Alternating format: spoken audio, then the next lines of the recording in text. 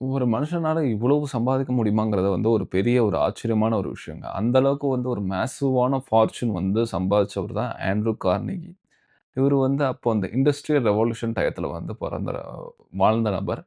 So, இப்ப கரண்ட்ல ரிச்செஸ்ட் மேனா இருக்க ஜெஃப் பெசோஸ் இல்லன்னா வந்து இலான் மஸ்க் இவங்களலாம் வந்து ஒண்ணுமே இல்லாதங்கிற அளவுக்கு வந்து அப்பேற்பட்ட ஒரு மேசிவான ஃபார்ச்சூன வந்து அவர் பில்ட் பண்ணாரு. ஆண்ட்ரூ கார்னெகி பார்த்தீங்கன்னா, என்னதான் அயர்லாந்துல பொறந்தாலும் 18 செஞ்சுரில. அதுக்கப்புறம் வந்து 1816 அவரோட 16 வயசுலயே வந்து அவர் அமெரிக்காவுக்கு வந்து குடிபெயர்ந்துட்டாரு. ஸோ, அந்த டயத்துல இருந்தே வந்து அவர் ஒரு பிசினஸ் மேனா வந்து பில்ட் ஆனாரு. ஸோ, அதுக்கப்புறம் அவர் பெரிய ஃபார்ச்சூன் வந்து பில்ட் பண்ணாரு. அது ஒரு பக்கம் இருக்கட்டும். இந்த அமெரிக்காவ வந்து பில்ட் பண்ணதுல 5 நபர்கள்னு சொல்லுவாங்க. அதாவது தி மென் ஹூ பில்ட் அமெரிக்கா. அந்த 5 நபர்கள்ல இவருக்கு ஒருத்தர். மொத்தம் அந்த 5 நபர்கள் யார் யாரு? முதல்ல ஜே.பி. மார்கன் ஃபைனான்ஸ், அப்புறம் அப்புறம் வந்து வாண்டர்பில்ட் வந்து ரயில் ரோடுக்கு, ஆண்ட்ரூ கார்னெகி ஸ்டீல், அப்புறம் ஜான் டி ராக்ஃபெல்லர் வந்து ஆயில் கம்பெனிக்கு, அப்புறம் 5த் பார்த்தீங்கன்னா, ஜே.பி. Morgan finance. 5த் பார்த்தீங்கன்னா, Henry Ford automobile sorry. So இந்த 5 நபரும் 5 முக்கியமான அமெரிக்க துறையில வந்து அவங்க ரொம்ப ஒரு கிங் பின்னா இருந்தாங்க. நம்ம எல்லாருக்கும் தெரியும் ஹென்றி ஃபோர்டு தான் அந்த மாஸ் புரொடக்ஷன்ங்கிற அந்த ஒரு ஐடியாவே கொண்டு வந்தாரு. ஸோ அதுக்கப்புறம் பார்த்தீங்கன்னா, அந்த ஆட்டோமொபைல் இண்டஸ்ட்ரியே மாறுச்சு. அப்புறம் ஜான் டி ராக்ஃபெல்லர் அந்த ஸ்டாண்டர்ட் ஆயில் மூலமா வந்து கிட்டத்தட்ட அமெரிக்காவோட 90% ஆஃப் ஆயில் ரிஃபைனரி வந்து முழுக்க கண்ட்ரோல்ல வச்சிருந்தாரு. வேர்ல்டுலயே வந்து ஆல்மோஸ்ட் ஒரு மோனோபோலியா இருந்தது ஸ்டாண்டர்ட் ஆயில் கார்ப்பரேஷன். அதுக்கப்புறம் ஜே.பி. மார்கன் இன்னும் மார்கன் கம்பெனி தான் வந்து one of the biggest finance related கம்பெனியா இருக்கு. அதுக்கப்புறம் பார்த்தீங்கன்னா, வேண்டர்பில்ட் அப்போ வந்து ஒரு வாஸ்ட் அமௌண்ட் ஆஃப் ஒரு ரெயில் ரோடு வந்து கொண்டு வந்தது அவர் தான். அதுல ஒரு நபரா இருந்த இந்த ஆண்ட்ரூ கார்னெகி. இந்த ஒட்டுமொத்த ஒரு ஸ்டீல் இண்டஸ்ட்ரிய வந்து தன் கட்டுக்கோப்புல வச்சிருந்தாரு. 16 வயசுல வந்து அந்த ஆரம்பத்துல ஒரு கேண்டி ஷாப்பா தான் வேல பார்த்தாரு. அதுக்கப்புறம் போக போக நெறைய ஸ்கில்ஸ வந்து அவர் கத்துக்கிட்டாரு. முக்கியமா பார்த்தீங்கன்னா, இன்வெஸ்ட்மென்ட் எப்படி? நெட்வொர்க் எப்படி பில்ட் பண்றது? டிசிப்ளின் எப்படி இருக்கு? மெயினான ஒரு ஸ்கில்ன்னு சொன்னா அந்த டிசிப்ளின் தான். அவர் அந்த டிசிப்ளின் மைண்ட் செட்ட எப்படி கத்துக்கிட்டாரோ, அதனால தான் அந்த அந்த அவரோட அந்த பிற்காலத்துல வந்து அது ரொம்ப உதவுச்சு. அப்புறம் ஆண்ட்ரூ கார்னெகி அதுக்கப்புறம் 1870ல வந்து கார்னெகி ஸ்டீல்ங்கிற ஒரு கம்பெனி ஆரம்பிக்கிறாரு. அதாவது ஸ்டீல் வந்து மேனுஃபேக்சர் பண்றது. ஃப்ரம் ரா மெட்டீரியல்ல இருந்து ஃபுல் எண்ட் ப்ராடக்ட்ட மேனுஃபேக்சர் பண்றது.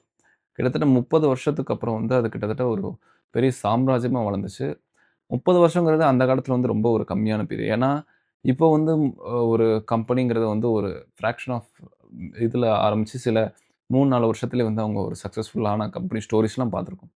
உதாரணத்துக்கு எல்லாமே இந்த மைக்ரோசாஃப்ட்டா இருக்கட்டும், இல்லன்னா வந்து Zoom கம்பெனியா இருக்கட்டும். இந்த மாரி கம்பெனிஸ்லாம் வந்து பார்த்தீங்கன்னா, இந்த IT related modern tech related கம்பெனிஸ்லாம் வந்து அவங்களோட வளர்ச்சிங்கிறது ரொம்ப எக்ஸ்போனென்ஷியலா இருந்தது. பட் அந்த காலத்தில வந்து எல்லாமே வந்து ஃபேக்டரி அதேமாரி மேனுஃபேக்சர் ரிலேட்டடா இருந்ததுனால, அதுக்கு வந்து அதுக்குன்னு ஒரு டைம் எடுக்கும். ரொம்ப ரொம்ப ஒரு வாஸ்ட் அமவுண்ட் ஆஃப் டைம் அவங்க அந்த காலத்தில இருக்கவங்கலாம் வந்து ஜெனரேஷனா வந்து பிசினஸ் பண்ணிட்டு இருந்தாங்க, சக்சஸ் ஆவறதுக்கு.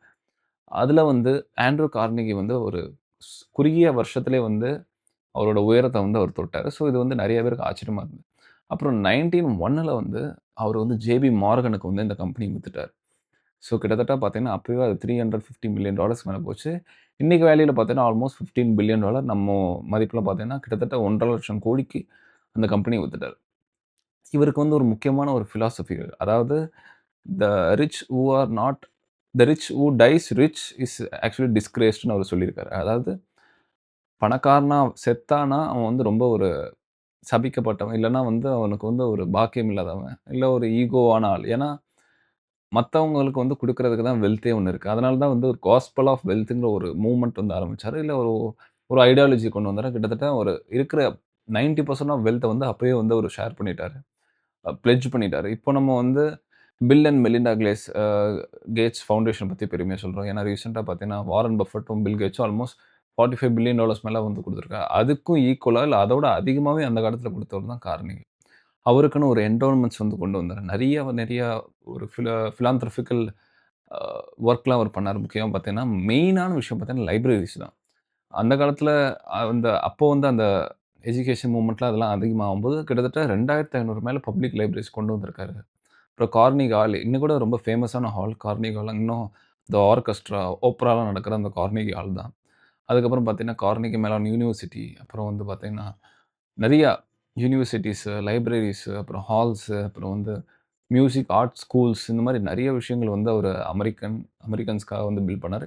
என்னதான் அவர் வந்து ஒரு பிரிட்டிஷனா இருந்தாலும் கூட, அந்த டயத்துல வந்து அவர் வந்து பிரிட்டிஷ் சாம்ராஜ்யத்தில இருந்து பொறந்தவர் தான் அந்த நபர். பட் அவர் அயர்லாந்துலருந்து இங்க வந்ததுக்கப்புறம் வந்து முழுக்க முழுக்க அமெரிக்கன் லைஃப் ஸ்டைல் அமெரிக்கனுக்காக வாழ்ந்தாரு. ஸோ அவரு பார்த்தீங்கன்னா, கிட்டத்தட்ட 83வது வயசுல வந்து அவரு இறக்குறாருங்க. 1919ல வந்து.